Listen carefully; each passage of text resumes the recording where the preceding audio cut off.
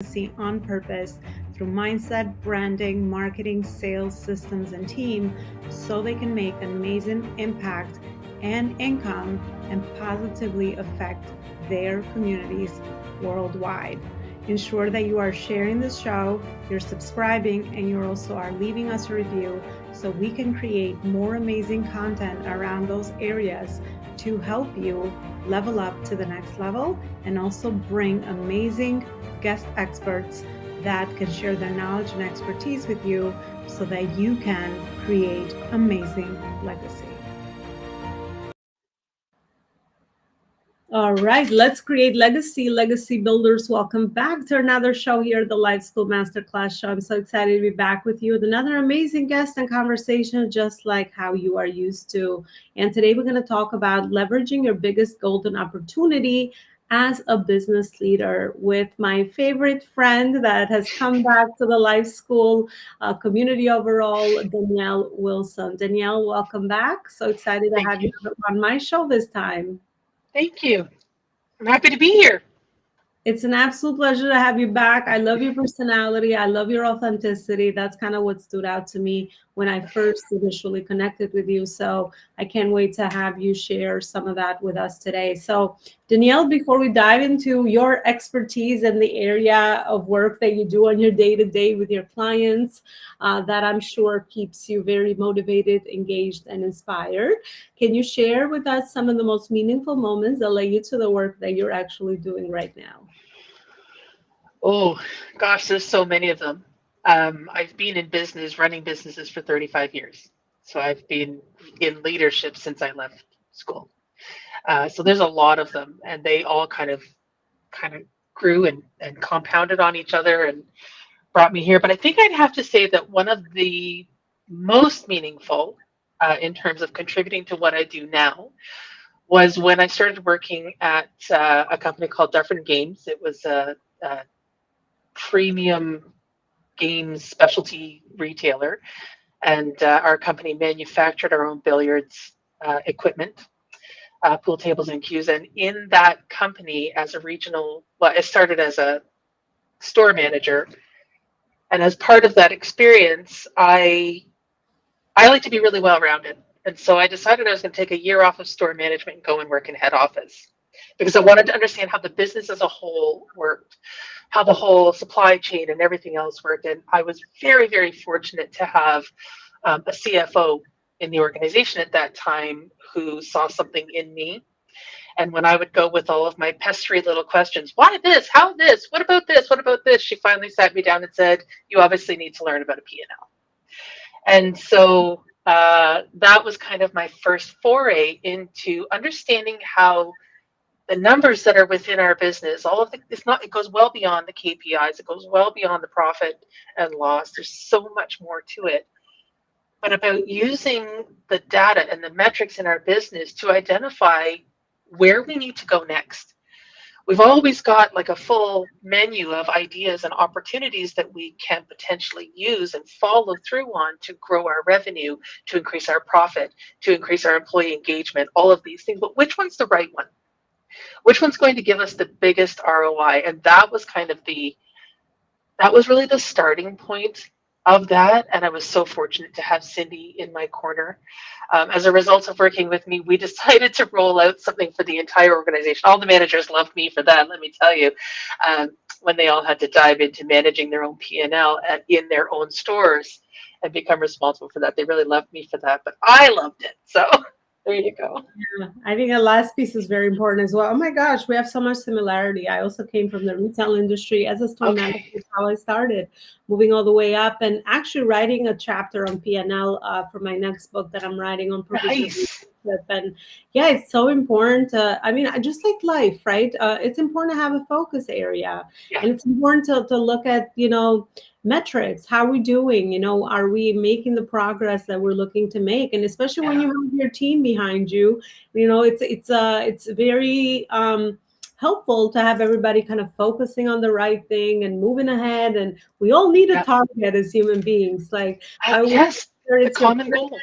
yeah, common goal, a vision, right? A target, something that we are going for, and hopefully also the reason why we're going after it is also very clear. So I think that those two are definitely very well connected. Well, I love it because I know you have such an, a diverse business background as well that you bring to Yeah. the table. So let's dive into the topic, leveraging our biggest golden opportunities. So what is it that you mean by this? Give us a target. What is it that we should know? What golden opportunity are you talking about? Well, this is just it.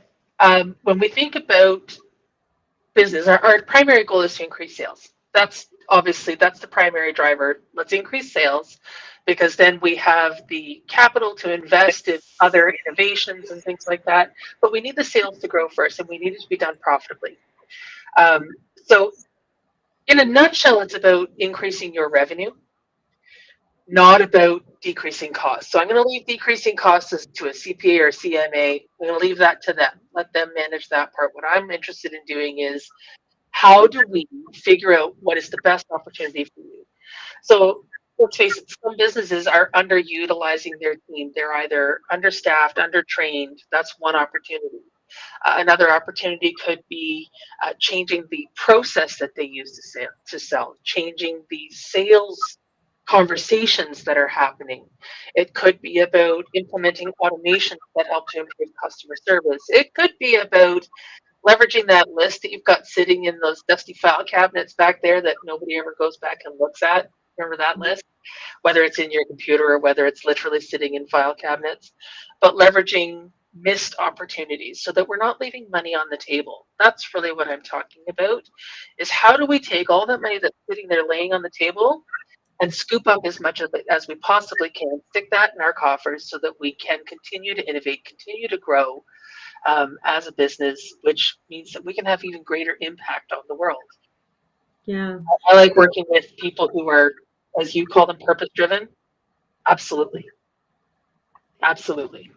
So, Yeah, and what does that mean? Well, before I actually ask you that, I am so curious around, what you said with leaving money on the table. I know that firsthand too well, very based on the work that I do as well. But where is it that we could start? Because we all have, especially when you're fast growth mode in your mhm, company, it is so easy to lose track of the things that are right under your nose that you could be yeah, potentially focusing on. Because again, the vision is pulling you, the growth is pulling you fast, and there's a lot of companies that are in that mode as well.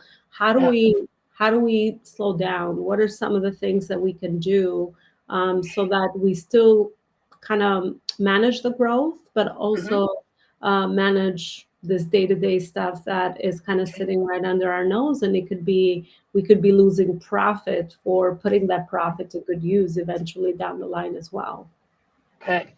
So, if as the question is, what can we do now What can we do? without having looked? Yeah. What So can we do now to kind of get that foundation? yeah, to get that foundation, but also manage fast growth. Okay. So, if you've got fast growth happening, a lot of times what happens is you stop paying attention to what's happening on the sidelines. Especially if you've got all these automations happening, that's a really slippery slope because the automations you tend to kind of lose sight of where the holes are. However, I think the most important thing, and what a lot of small businesses don't give enough um, weight to, is tracking data. Understanding things like, where are my customers coming from? Which of my marketing efforts are actually giving me the biggest bang for my buck? An example would be if you've diversified yourself and you're trying to advertise in 12 different places, but only two of them are actually bringing you customers. You have two choices: drop those other ones because they're wasting your time, or figure out how to improve your approach on those, we'll call them platforms for now. So tracking the data is going to give you the first, even if you're not looking at it right away, because I understand when you're in fast growth mode, last thing you want to do is stop and look at those numbers. Unless it's to look at, is my bank account higher today than it was on the same day last month? I know that's what a lot of people want to look at, rather than looking at, is it profitable? is it growing? And rather than waiting for that quarterly review that you have with your accountant, where they're not actually looking at, could I have received more sales from my ads that I'm placing in magazine X versus TV spot Y versus, podcast here, social media there, rather than they aren't looking at those things. So this is about looking into a more broad and yet targeted view of your marketing.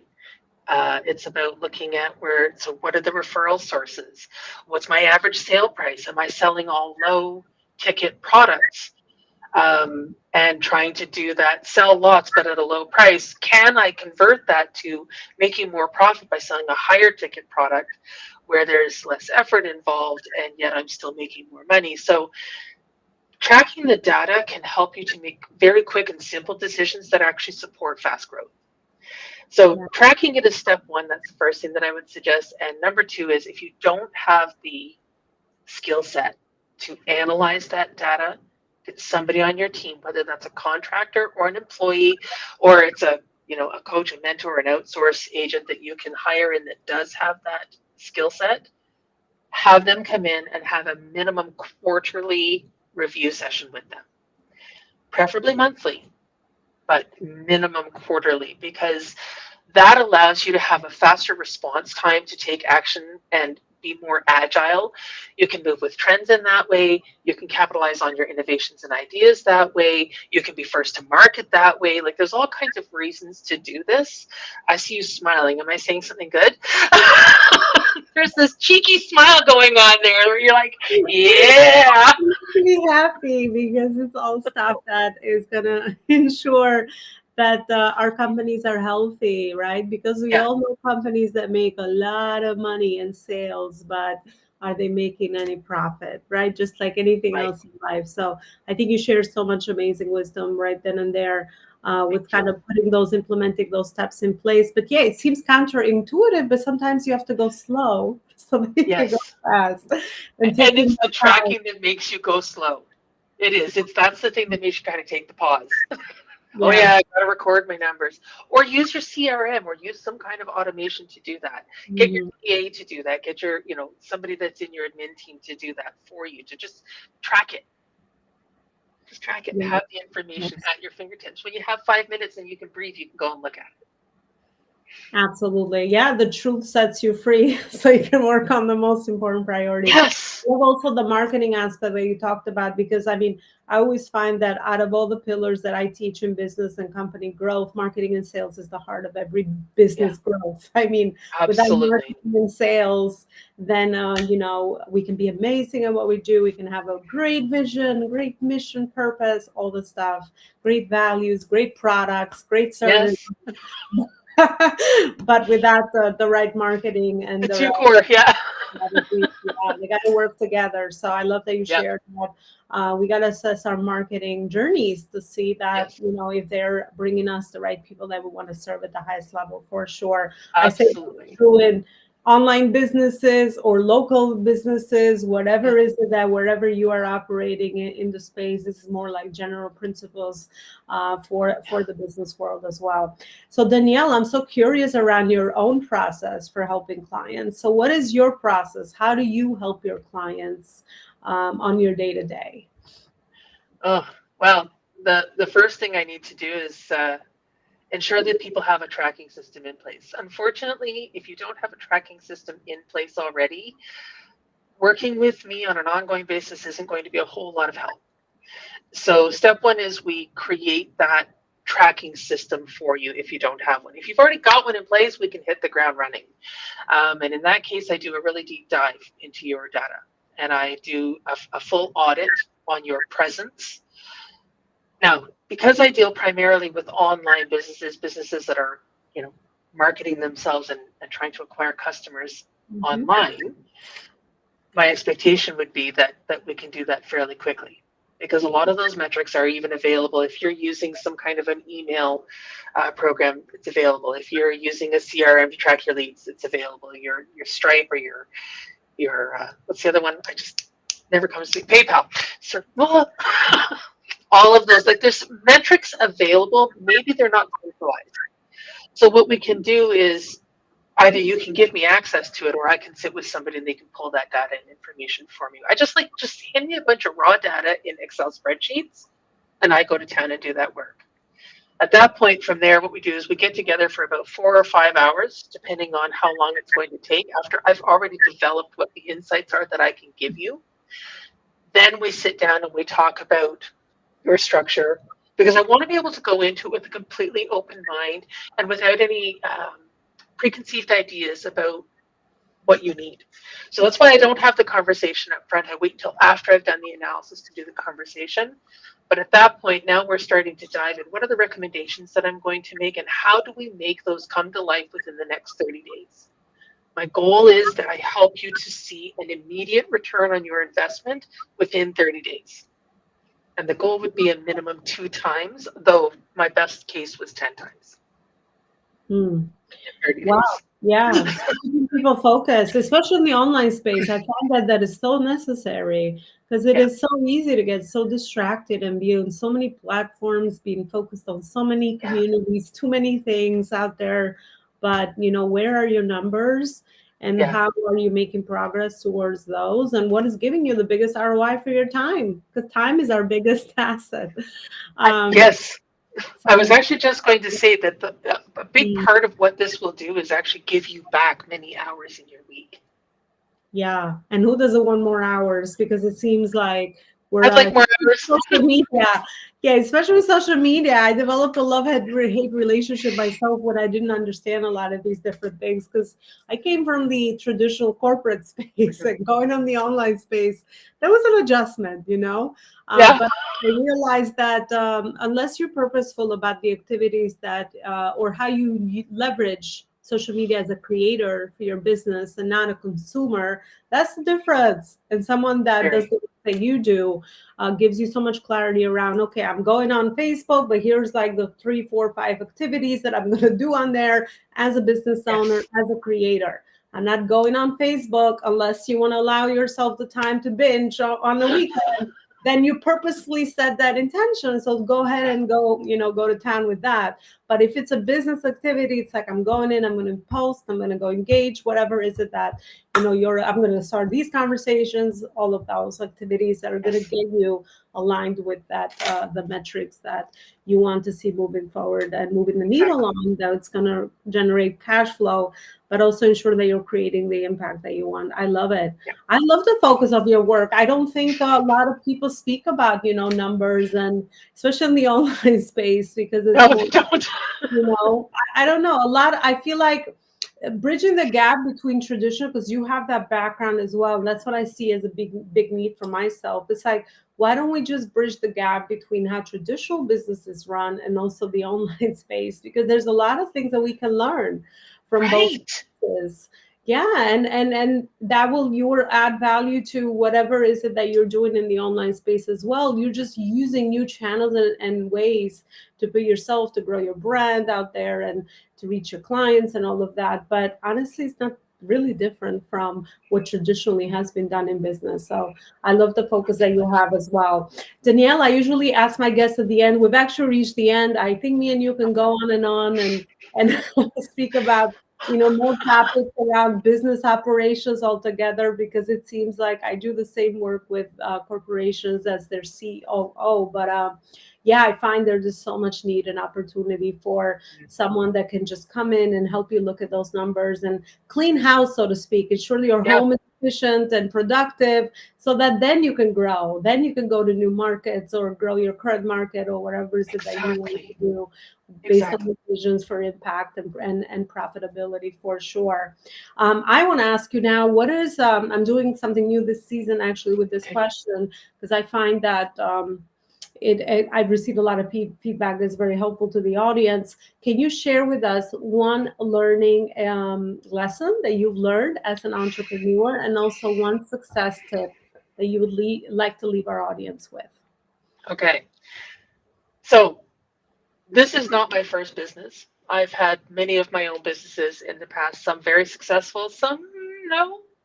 So I've had lots and lots of lessons that I've learned as an entrepreneur, but the biggest and most important one, and it's the one that I like to teach forward, is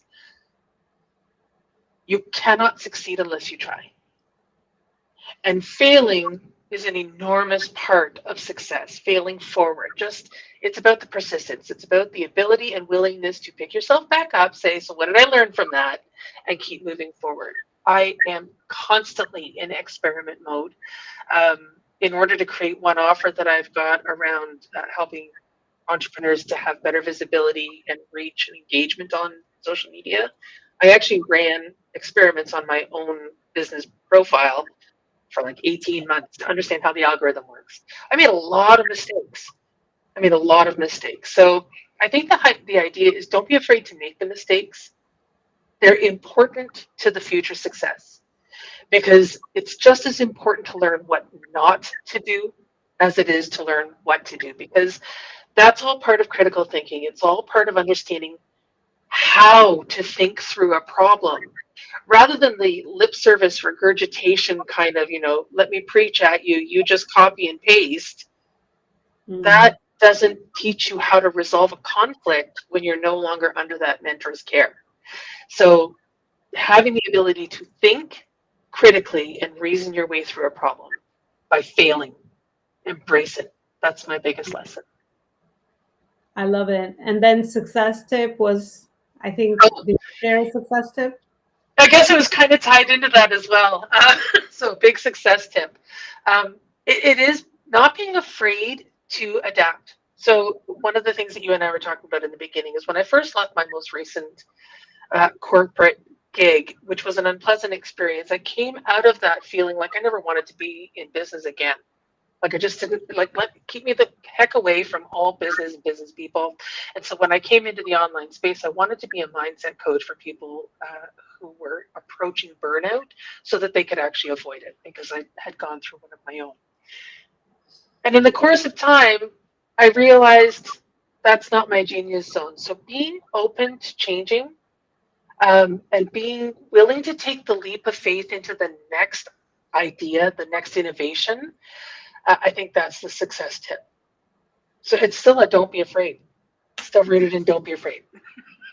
I'm glad I asked that because honestly, I think that is crucial in this journey as an entrepreneur, and not to be afraid to evolve, right? Because we wrap up our identity around our business, right? Just like when I worked in my corporate career, like I am this person, I am that role, I only do this, I only teach that. But no, you are a human being. You're evolving, you're experimenting, you're learning new things about yourself and your gifts that you are given by the universe daily, and you're like, wait, this is not the right positioning for me, or maybe that was the right positioning for you a couple of years ago, but your business growth is just like a life cycle of human growth, I say, right? You're 1 years old, you're 2, you're 3. Like when I think back now of all the things I used to do like 3 years ago, I'm like, who was I, right? So giving yourself time to evolve and learn and grow with your messaging, with your audiences, with your offers, it's okay. The right people will always be there with you. If you have built trust,